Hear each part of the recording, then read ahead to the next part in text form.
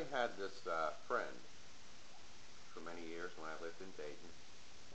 His name was Richard Venus, and he was the minister of the Unitarian Church that I attended.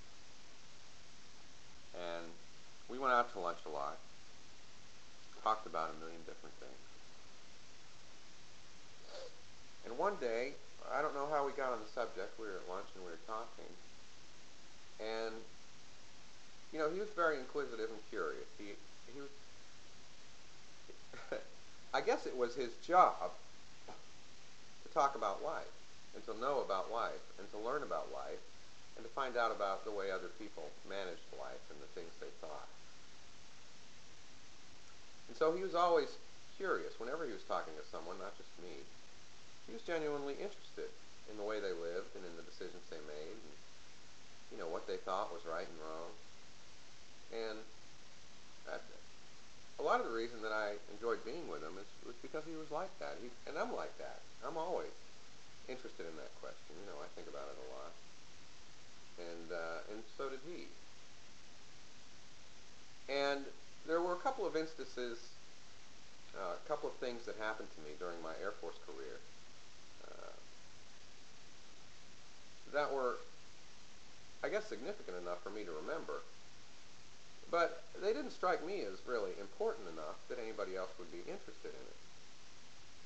But somehow we got on this subject at lunch, Richard and I, and he was just fascinated with it. And then a couple of Sundays later, he used these, he didn't say who it was that had experienced these things, but he talked about these things in a sermon to illustrate some point he was making. And, you know, I was, of course, very flattered that, you know, anything that I experienced would be important enough for a minister to tell a whole congregation about. So I thought I would talk about these things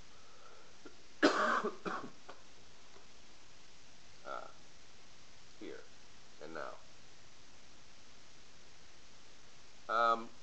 I was assigned to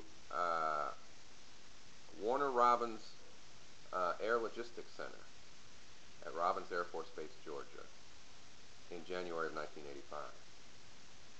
It was my first assignment as an engineer for the Air Force. It was also my first duty assignment as an Air Force officer. I was a second lieutenant. And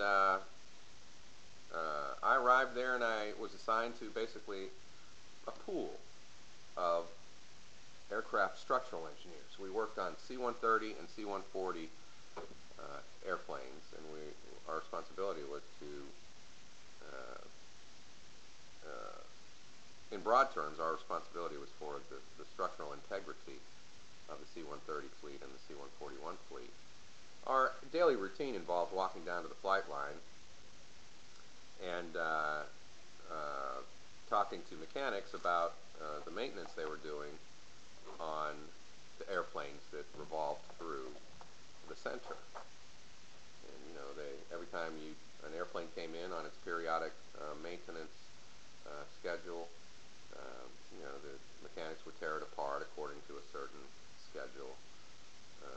And whenever they tore it apart, they found things wrong. And sometimes the things they found wrong were unusual enough so that it couldn't be repaired just by looking in the technical manual, and they had to call an engineer to make a decision. So, and that happens so often that you know, it's not uncommon to handle 4 or 5 or 6 problems like that a day.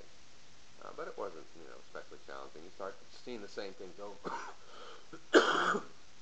over and over, and once you basically learn the airplane, it's not a tough job. The only thing is, you have to be the one who signs your name to it and says it's okay. The Air Force is a little different than the commercial industry.